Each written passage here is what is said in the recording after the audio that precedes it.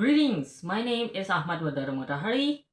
My student ID number, or we call it in short name, is 237920200005.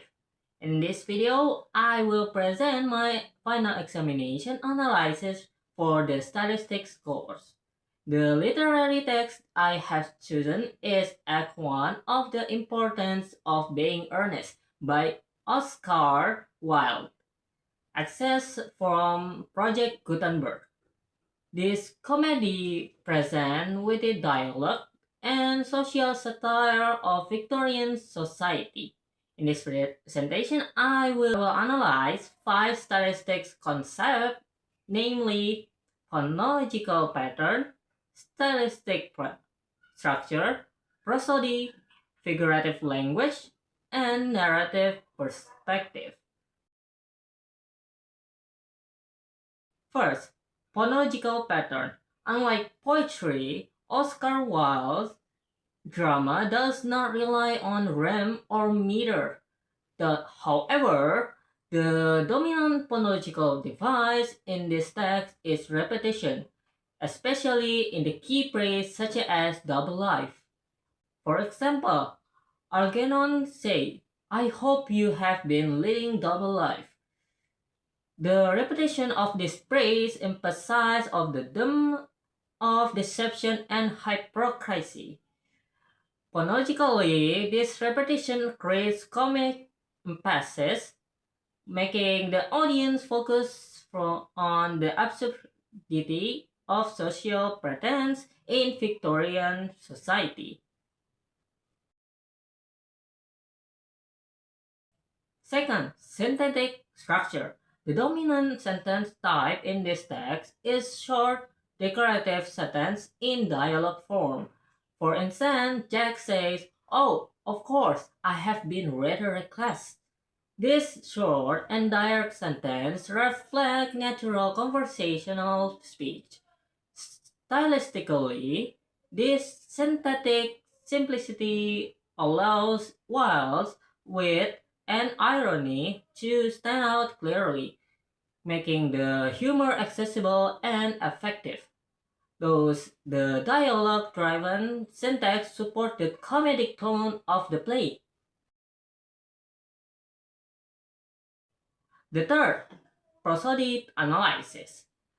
I will now read aloud the first two lines. Algernon. "I hope you have not been leading a double life, pretending to be wicked and being really good all the time." Jack.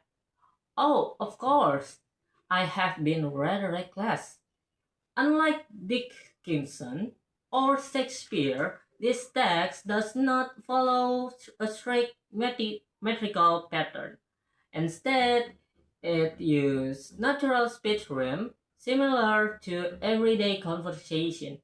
This prosodic choice enhances realism and support Wilde's satirical portrayal of social interaction.